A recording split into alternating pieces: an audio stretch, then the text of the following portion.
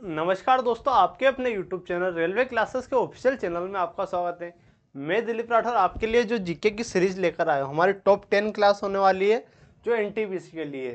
ठीक है, तो कितने टॉप 10 तो हमारे 7वीं क्लास होने वाली है माँ बापू का सपना सीरीज के अंडर। तो ये क्लास आपके लिए बहुत ही महत्वपूर्ण होने वाली है भाई। तो ये क्लास है ना, तो 7वें नंबर की क्लास, इसके पहले 6 हो चुकी है। अगर वे आपने नहीं देखी तो वे जाकर जरूर देखिए। आइए शुरू करते हैं। और सबसे पहला हमारा क्वेश्चन, भारतीय अंतरिक्ष अनुसंधान संगठन इसरो का मुख्यालय कहाँ है? तो इसरो का मुख्यालय कहाँ है? तो इसरो की अगर बात करें, इसरो का मुख्यालय आपका बेंगलुरु में होने वाला। कहाँ होने वाला है इसरो का मुख्यालय? बेंगलुरु में इसरो का मुख्यालय होने वाला है। ठीक है, इसरो का मुख्यालय बेंगलुरु में। वर्तमान में वी नारायण इसके कौन है? वर्तमान में जो अध्यक्ष इसके चीफ है वो कौन है? वी नारायण साहब होने वाले। ठीक है, तो इसरो की बात हो चुकी है। अगला क्वेश्चन, और इसरो की स्थापना कब हुई? इसरो की स्थापना अगर सन पूछे तो 1969। कब हुई थी? 1969 में इसकी स्थापना हुई थी। तो ये सन भी आपको, डेट भी याद रखना है। अगला, बुल और बेयर शब्द का संबंध किससे है? क्या है? बुल और बेयर शब्द का संबंध किससे है? तो ये शेयर मार्केट से होने वाला। किससे? शेयर बाजार से बुल और बेयर का अर्थ होने वाला। बुल का अर्थ क्या होता है आपका? बुल का अर्थ क्या होता है? जब बाजार ऊंचाई पे जाता है। और बेयर का मतलब जब बाजार गिरावट पर आता है। ठीक है, तो ये आपको दोनों का मतलब भी पता होना चाहिए। अगला क्या, हार्नबिल फेस्टिवल किस भारतीय राज्य में मनाया जाता है? हार्नबिल फेस्टिवल किस भारतीय राज्य में? तो नागालैंड में आपका हार्नबिल फेस्टिवल मनाया जाता। यहाँ से आपका क्वेश्चन बनता है कि हार्नबिल फेस्टिवल कब से शुरू होता? तो 1 दिसंबर से स्टार्ट होते। कब से? 1 दिसंबर से ये वाला फेस्टिवल आपका स्टार्ट होता है। तो हार्नबिल फेस्टिवल 1 दिसंबर से स्टार्ट होता है। असम में कौन सा? असम में बिहू। मेघालय और मणिपुर, मणिपुर में संकीर्तन आपका प्रसिद्ध है। नेक्स्ट क्वेश्चन, भारत में आर्थिक उदारीकरण का जनक कौन है? भारत में जो आर्थिक उदारीकरण, भारत में आर्थिक उदारीकरण के जनक कौन है? तो मनमोहन सिंह। कौन? मनमोहन सिंह उस समय वित्त मंत्री थे और यही इनके जनक माने जाते हैं। और नरसिम्हा राव उस समय क्या थे? प्रधानमंत्री थे। अगला, भारत में गरीबी हटाओ का नारा किस पंचवर्षीय योजना में दिया गया?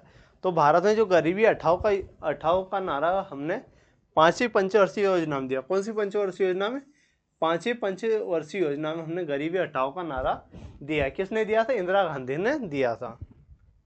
अगला, आधुनिक आवर्त सारणी किस नियम पर आधारित है? आधुनिक आवर्त सारणी जो है किस नियम पर आपकी आधारित होने वाली? किस पर होने वाले भाई साहब? तो परमाणु संख्या पर। किस पर? परमाणु संख्या पर आधारित होने वाली। नेक्स्ट, एड्स का कारण बनने वाला रोग कौन सा होने? एड्स का कारण बनने वाला रोग कौन सा होने वाला? एड्स की बात करें तो HIV वायरस। कौन सा? HIV वायरस किस लिए है? एड्स के लिए है। ठीक है, एड्स के लिए HIV वायरस होता है। बिजली के बल्ब का फिलामेंट किस धातु का बना होता है? तो टंगस्टन का। बिजली के बल्ब का जो होता है फिलामेंट वो टंगस्टन का बना होता है। अगला, वाहनों में रियर व्यू मिरर के रूप में किस दर्पण का उपयोग किया था? वाहन में क्या रियर व्यू मिरर के लिए किसका उपयोग किया जाता है?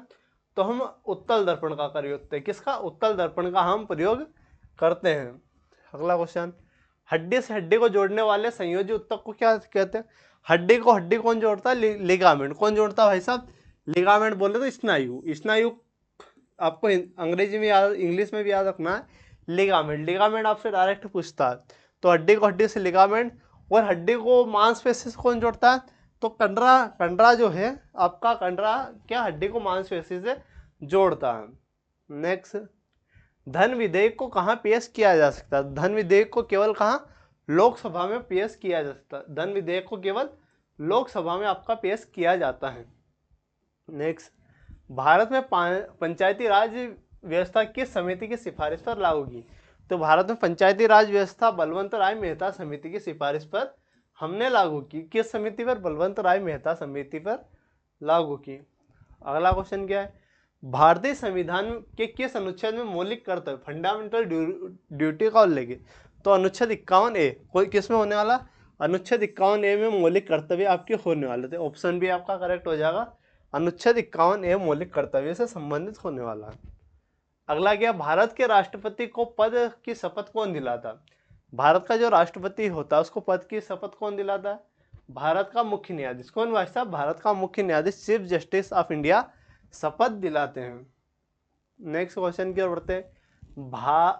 भारतीय संविधान प्रस्तावना में समाजवादी, पंथ निरपेक्ष और अखंडता शब्द किस संशोधन द्वारा जोड़े गए? तो किसके द्वारा? एकमात्र बार संशोधन हुआ है प्रस्तावना में, 42वें संविधान संशोधन द्वारा। नेक्स्ट क्वेश्चन, भारत में झूम कृषि किस क्षेत्र में प्रमुख है? झूम खेती हमारी उत्तर पूर्वी, कहाँ? उत्तर पूर्वी भारत में प्रसिद्ध होने वाली झूम खेती। नेक्स्ट क्वेश्चन, बनिहाल दर्रा किस राज्य में है? बनिहाल दर्रा कहाँ होने वाला भाई साहब? तो बनिहाल दर्रा आपका जम्मू कश्मीर में होने वाला। बनिहाल दर्रा कहाँ? जम्मू कश्मीर में आपका बनिहाल दर्रा होने वाला है। अगला, भारत का एकमात्र सक्रिय ज्वालामुखी बेरनद्वीप, अंडमान निकोबार में एकमात्र सक्रिय ज्वालामुखी। अगला क्वेश्चन क्या, केवलादेव घाना राष्ट्रीय उद्यान ये कहाँ है? तो ये राजस्थान में, केवलादेव घाना पक्षी विहार ये भी बोलते हैं। ये कहाँ होने वाला है? राजस्थान में होने वाला है। अगला, भारत की सबसे लंबी तटरेखा वाला राज्य? गुजरात। भारत में सबसे लंबी तटरेखा वाला राज्य गुजरात होने वाला है। अगला क्वेश्चन, बंगाल की स्थायी बंदोबस्त का परिचय किसने दिया? बंगाल में जो स्थायी बंदोबस्त है इसका परिचय किसने दिया था? हमारे लॉर्ड कॉर्नवालिस। लॉर्ड कॉर्नवालिस ने दिया था। अगले क्वेश्चन की ओर बढ़ते हैं। अकबरनामा कितने खंडों में विभाजित है? जो अकबरनामा है 3 खंडों में विभाजित है। इसमें क्या आईने अकबरी भी इसका ही भाग है? आईने अकबरी भी इसका ही भाग होने वाला है। दिल्ली सल्तनत का पहला वंश कौन सा है? तो गुलाम वंश। दिल्ली सल्तनत का पहला वंश आपको गुलाम वंश होने वाला। कौन सा? गुलाम वंश होने वाला है। अगला, पल्लवों की राजधानी कहाँ थी? पल्लवों की राजधानी कहाँ थी भाई साहब?